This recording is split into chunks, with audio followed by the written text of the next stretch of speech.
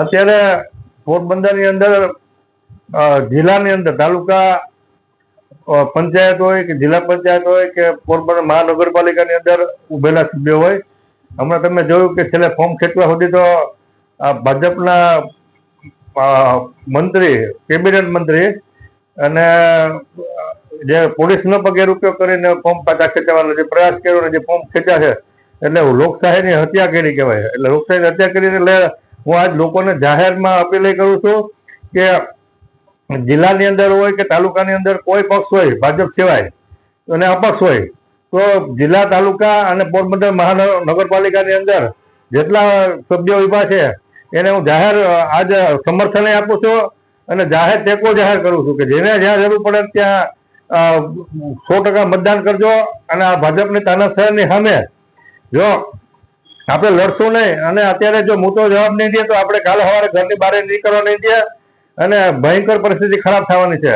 આજ હું તો લોકો જેટલા થયા છે એ લોકો અત્યારે જાહે કે મતદાર જવું કે એના વિસ્તારના એની પાસે જાય કે ભાઈ અમારે ફલાણું કામ કરવાનું છે તો આ માણસ શું કહે બિનનસીબ બોલો કે તમે મને મત આપ્યા, હું તો મારી તાકાતથી પૈસા ખરીદીને હું ચૂંટાયો, તમારું કઈ કામ છે નહીં, તમારું કામ કરી શકો નહીં.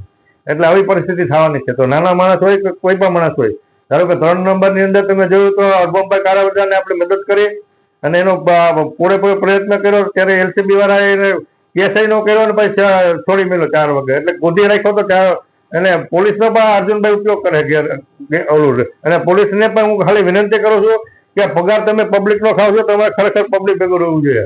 તમે લોકશાહીની હત્યામાં તમે ભાગીદારી કરો ને વ્યાજબી નથી. આ કઈ કોંગ્રેસ કે ભાજપ કે કોઈ પણ પક્ષ હોય કાયમી ન હોય. ભાજપ 3 વર્ષ થયા તો કાલે ગરબી છે, તમારા બાઈ છોકરાને તમારા ફેમિલીનો વિચાર કરવું જોઈએ. આજે સુપ્રીમ કોર્ટનો ચોખ્ખો ઓર્ડર છે કે તમે કોઈ માણસને પકડવો હોય અથવા તમે ધરપકડ કરો ને તો એમાં લખ્યું છે કે પેલા એના પરિવારને તમારે જાણ કરવી જોઈએ. એને કયા કેસમાં એને પકડો છે તમારે કેવું પડે. એના બદલે તમે સવારથી શાસનગીર ગયા અને પછી એને સાંજ સુધી તમે ગોધી રાખ્યો અને કેસે ન કર્યો છોડી મેળ્યો એટલે તમારી પાસે એવો કયો પાવર છે? એટલે આ તો આમ આદમી પાર્ટી વાળાને ઢીલા પડે છે.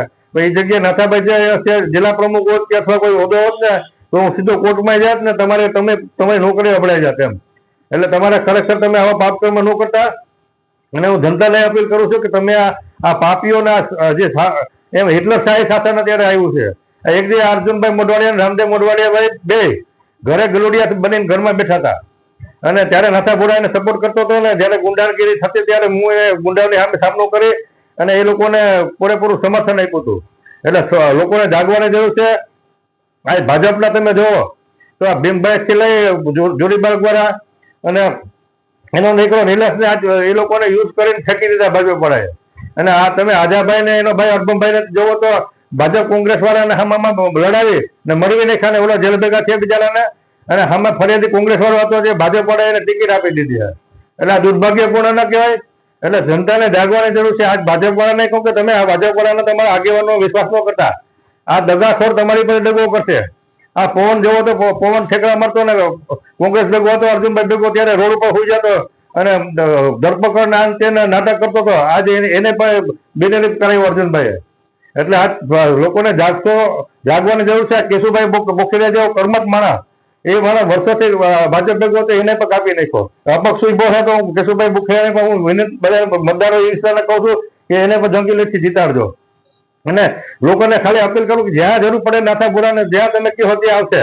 એટલે મને તમે મારું કામ હોય તો 98 252 30 133 મારા નંબર છે.